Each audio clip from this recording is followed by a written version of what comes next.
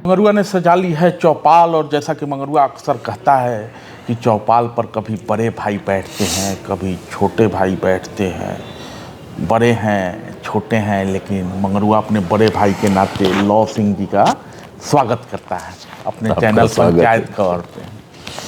आप तो मुखिया भी रहे हैं अपने गांव का, कौन सा गांव है आपका? हमारा गांव बड़ेम है। अच्छा, बड़ेम। तो अपन गांव के विषय में कुछ पता ही, पंचायत के विषय में कुछ तो ऐसा रवा नाम ले ली तो पंचायत से तो हम जुड़ले ही, पंचायत के मुखिया 2001 से जी रहली हम 15-16 तक। और बड़ेम नगरी है हमारे। अब गांव के बारे में बहुत बढ़िया कविता है 2 लाइन जी जी जी। बड़ेम ऐसा नगरी बसे सोन के तीर, क्या बात, कोई किसी से कम नहीं है आप आपके वीर। अरे बाप रे। गांव की यही खूबसूरती है कि सब गांव में भाई होते हैं और सब भाई एक दूसरे से प्यार भी करते हैं, एक दूसरे से स्नेह भी रखते हैं और एक दूसरे से होड़ भी करते हैं। कभी होड़ सकारात्मक होता है, कभी नकारात्मक होता है। तो रउआ गांव में जो बड़ेम में जो वीर लोग बा, होड़ सकारात्मक बा नकारात्मक बा, माहौल कैसन बा? ना माहौल तो बहुत बढ़िया, बड़ा एम के चलते नाम बड़ेम पड़ल। क्या बात। और ओकरा में हमारे पिताजी संतन प्रसाद सिंह जी। हमारे गांव के तो इतिहास इतना पुराना है, इतना बढ़िया इतिहास है कि हमारा गांव के जमींदार लोग जब स्कूल के स्थापना हुई थी, जिस समय आदमी स्कूल सोचे ना, गेट स्कूल औरंगाबाद के सबसे पुराना स्कूल है। हमारा गांव के जमींदार सबसे छोट जमींदार हलन, लेकिन जब चंदा होए लगल तो कहलन कि जितना सब देती ओकरा से 1 रुपया ज्यादा हम देव, क्योंकि स्कूल के बात है। अब सोच लो कि उस समय से 1917 से हमारा ही दुर्गा पूजा मनहल, तो मधड़ मियाँ, जुमराती खलीफा और बहुत सारा ऐसा लोग जो मुस्लिम अध्यक्ष रहलन बहुत दिन, अल्ताफ अंसारी। तो ये हमारे गांव के खूबसूरती है जो दर्शावा है।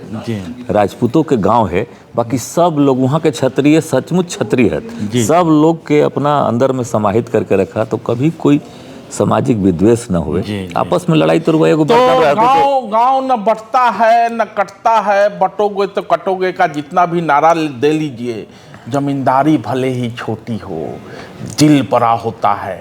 और जब गांव में कोई शिक्षण संस्थान बनना होता है तो पुरखे कहते हैं कि बाकी लोग से 1 रुपया ज़्यादा चंदा ले लिया। जिला के जो सबसे बड़ा आज भी गेट स्कूल, गेट साहब उस समय कलेक्टर हलन, सब जमींदार के बोलेलन कि भाई के कितना चंदा देती हैं स्कूल बनावेला।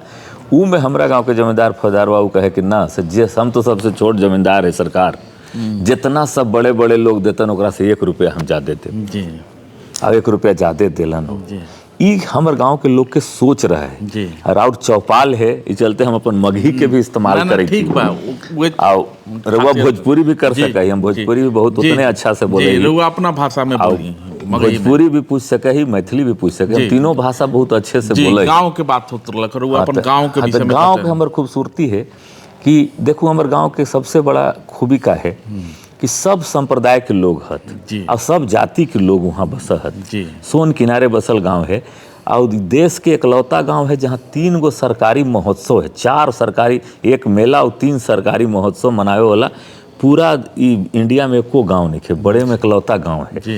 ये बात खातिर हमनी के बहुत गर्व रहा है। सरकारी महोत्सव मतलब तनी विस्तार में बताएं। जैसे सूर्य राघव महोत्सव है, जैसे पहले 2 महोत्सव के गांव हल सहित है, लेकिन हमार गांव ऐसा है कि जहाँ 3 महोत्सव, 1 मेला है, 4 मेला। ये भारत के कोनो अथी में नहीं जहाँ सरकारी हुए। जैसे देव महोत्सव हमारा यहाँ के बहुत प्रसिद्ध, जहाँ के रउआ अभी जहाँ के दामाद रउआ यहाँ के चीफ सेक्रेटरी है नोएडा, जहाँ रउआ बैठल है मनोज बाबू, जहाँ के बेटी रश्मि दीदी है, वहाँ शंकर दयाल बाबू जैसा विद्वान जहाँ देव में पैदा हुआ, कामता सिंह काम के गाँव है, वहाँ देव महोत्सव है। 2 गो महोत्सव वहाँ पर भी है। लेकिन हमनी बहुत छोटा गांव में रह के अपना हमनी के गांव के ही बुजुर्ग के प्रताप है कि आज भी हमारे गांव में औरंगाबाद जिला में 24 घंटा बिजली रहे वाला इकलौता गांव है। इकलौता गांव है जहाँ 2 गो फीडर है। सब लोग नौकरी करे खातिर बाहर जाए सोचहत। हमारे गाँव में कहाँ साउथ से लेके तक 2 गो पावर प्लांट है अगल बगल में, पूरा देश भर के लोग वहाँ नौकरी के तलाश में आवत। ये हमारे गाँव के खूबसूरती है। तो बढ़े पुत पिता के धर्म में संपत्ति उपजे अपने कर में, पिता ने जो पुरखों ने जो संजोया है।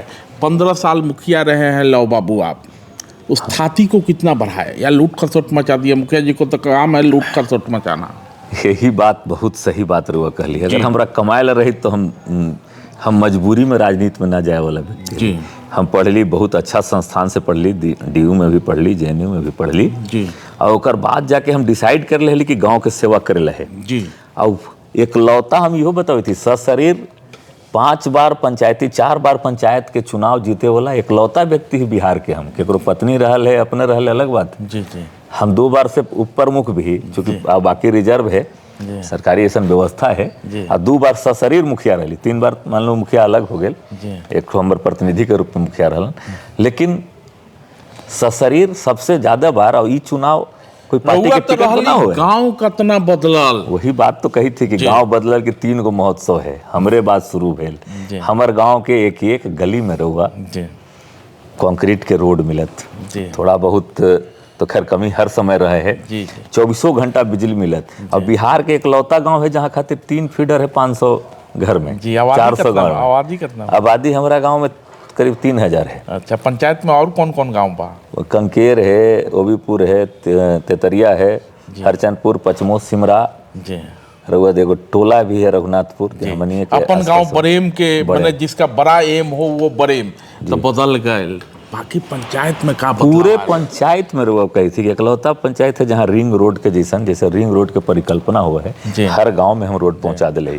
एगो तो मात्र 50 घर के बस्ती है, 50 घर भी ना है, वहाँ भी हम 4 किलोमीटर लंबा रोड पास करवा के बनवा दिले सोन किनारे।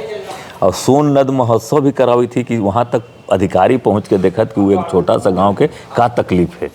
एक हमार उद्देश्य रहा है करे खातिर। और अपना प्रयास से हम 500 से 600 लोग के वहाँ पर नौकरी भी, रोजगार भी दिले। क्या बात है लोग के। तो बढ़ेगा गांव, बढ़ेगा देश, गांव बदलेगा तभी बिहार बदलेगा। और विकास वैभव जी लेट्स इंस्पायर बिहार के जरिए बिहार के बदलाव का बीड़ा उठाए हुए हैं। कहाँ सहयोग है? आप तो गांव बदल रहे हैं, तो लेट्स इंस्पायर बिहार के जरिए आपका सहयोग क्या है? उद्यमिता की बात कर रहे थे आप कह रहे थे कि 400-500 लोगों को तो हमने रोजगार दिया है। उसी बदलाव के लिए तो निकले हैं विकास वैभव। तो यही चलते तो अभियान में हमने इतना तेजी से इनका साथ शामिल हो गई जी।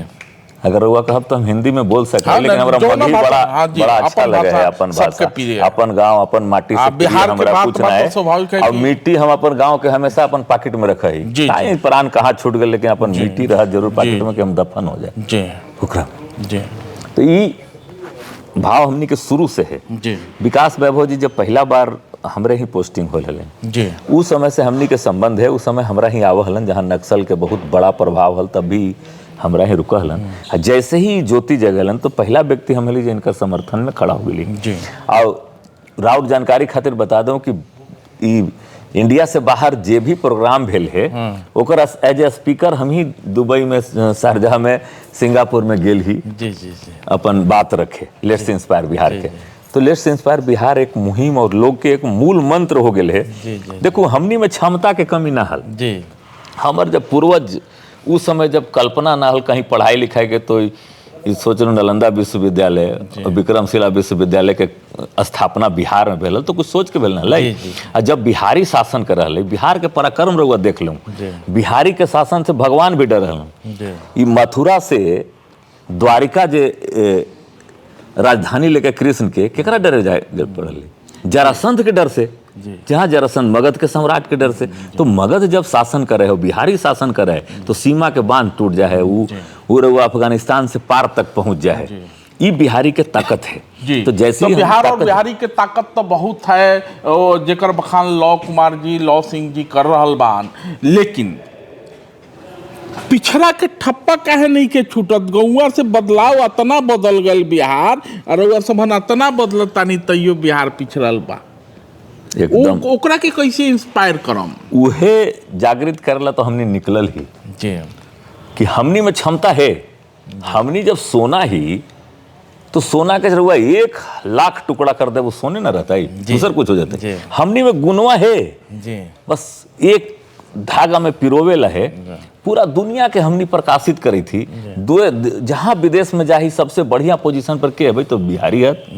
बिहारी बैठल, बिहार के लोग बैठल, तो हम अपन बिहार के कहे ना डेवलप कर सकी, हम इंडस्ट्री बाहर में लगा सके। हम ही तो गाजियाबाद आबाद है, हम ही तो अहमदाबाद आबाद है। रउआ हम बता दो कि आश्चर्यजनक चीज रउआ होत कि जब गुजरात में बेरोजगारी हल तो रउआ पता होगा कि चाहिए कि दरभंगा महाराज वहाँ जाके 4 गो मिल लगे वहाँ की बेरोजगारी दूर हो गई। जी अब आज वो गुजरात इतना आगे हो गए, हमने इतना पीछे हो गई। तो बिहारियों को आप फेंकने में कोई सानी नहीं है। लोक कुमार जी भी लंबा लंबा फेंक रहे हैं, लेकिन आंकड़ा यही कहता है कि आज भी बिहार शैक्षणिक रूप से पिछड़ा हुआ है। स्नातकों की संख्या मात्र 7% है। शिक्षण संस्थान वहाँ है नहीं, सेंट्रल यूनिवर्सिटी वहाँ है नहीं। इसी के लिए लोक कुमार जैसे लोग, लॉ सिंह जैसे लोग, विकास वैभव ने एक बीड़ा उठाया है कि बिहार को इंस्पायर करना है। मंगरू जी जी ये रउआ गलत कही थी। जी शैक्षणिक संस्थान रहे ना रहे, बिहारी तो चांद पर भी काम खोज जब बिहारी चांद पर सेंट्रल स्कूल खुल गए है, सेंट्रल स्कूल में सेंट्रल यूनिवर्सिटी जी जी जी दो बिहार में आज भी बाढ़ जोता ई फेंकी मत। आज भी रउआ नाम लेनी हमरा याद बा, कहनिया कि हम दिल्ली विश्वविद्यालय से पढ़ा ली। नहीं दिल्ली विश्वविद्यालय पटना यूनिवर्सिटी में रामचरण शर्मा थे और लोग काहे के लिए चले डीएन झा, फलाना झा और रामचरण शर्मा दिल्ली विश्वविद्यालय, जब सब कुछ ठीक हल तो अली का है ना, सब कुछ ठीक है। वही बात तो हम कही थी कि वही जागृति तो हमने करे आली। हाँ। अब बिहारी में क्षमता के कमी रउआ कही थी। आज हम बोले थे कि 41 से 42% ऐसा जिला है जहां डीएम और एसपी में से एगो बिहारी है। ये बिहारी के शैक्षिक में कहा हमने पिछड़ली, हमने ज्ञान में कहीं पिछड़ल नहीं, क्या संस्थान हमने कम हल, संसाधन की कमी हल। बुद्ध की धरती रही है बिहार, ज्ञान की धरती रही है और ज्ञानी हमेशा पराक्रमी होता है। और लॉ सिंह जी से मंगरुआ फिर वही कविता सुनना चाहेगा जो इनके गांव को लेके है। जी फिर से हुए तनी कविता तो रउआ हमारे आत्मा में बसल है जी, वहीं से इंस्पायर होके जब हम एक देहाती दिल्ली में आयल हली, जिस समय हम रहली तो सब लोग हंसा हलन। अब आज फिर बाद में हमरे भाषा सब कोई बोल लगल, चूंकि हमरा अपना बिहारी होए पर गर्व हल। अब आज भी गर्व है, आगे वाला समय में भी रहत। जब सब बिहारी हमरे जैसा ठान लेतन कि नहीं बिहारी हमर गर्व है, शर्म के बात न है, तोहर बॉस कहीं बैठल होए तो बिहारी होए। जैसे यहाँ कल 2 बिहारियों को धर के लाइए, हमनी यहाँ रहली जुबली में तो प्रोग्राम में बैठल कुछ आदमी अलन, वहीं से डीसीपी कहल थी। अब पुलिस कमिश्नर हमर यहाँ के निखिल बाबू हलन, कहते ऐसा है कि 5-7 बिहारियों के धर लाइए या 6 का काम करला, क्योंकि एक बिहारी हमू खड़ा ही तो समूचे डीसीपी से लेके ऐसी तक के नीचे पसेना छूट गया। हम भी वही ना थी, यहाँ के 4 जिला में रश्मि दीदी भी है, ज्ञानेश भी डीसीपी हल उस समय, हम की 5 जिला में राजेश शंकर दयाल बाबू के बड़ बेटा वो यहाँ हाथ सब सर 5 जिला में 5 गो जिला कलेक्टर यहाँ के बिहार के। जी बड़ बेटा तो रंजन सिंह राजेश भैया, दूसरा में रंजन भैया, राजेश भैया, मतलब हम कहते वो यहाँ हलन। सब लोग हमरा ही के, राधा सिंह, कृष्णा सिंह कमिश्नर जी और कहत कि 6 गो बिहारी के धर लाओ, तो भाई 6 तो हम नीचे बैठल ही, धर लो यहीं से। तो मंगरुआ चाहेगा कि एक बार जो अपने गांव को लेके कविता गुनगुनाए थे उस कविता को जरूर फिर से गुनगुनाइए। जैसे बड़े मैसन नगरी बसे सोन के तीर, कोई किसी से कम नहीं है आप आपके वीर। सब आप आपके वीर हैं और जिसके पास बड़ा एम है वही प्रेम का वासी हो सकता है। और उसी प्रेम के वासी हैं लॉ सिंह जी, जिनके साथ मंगरुआ ने चौपाल सजाई थी और आगे भी बात होती रहेगी। प्रेम बदलेगा तो बिहार बदल ही जाएगा। धन्यवाद।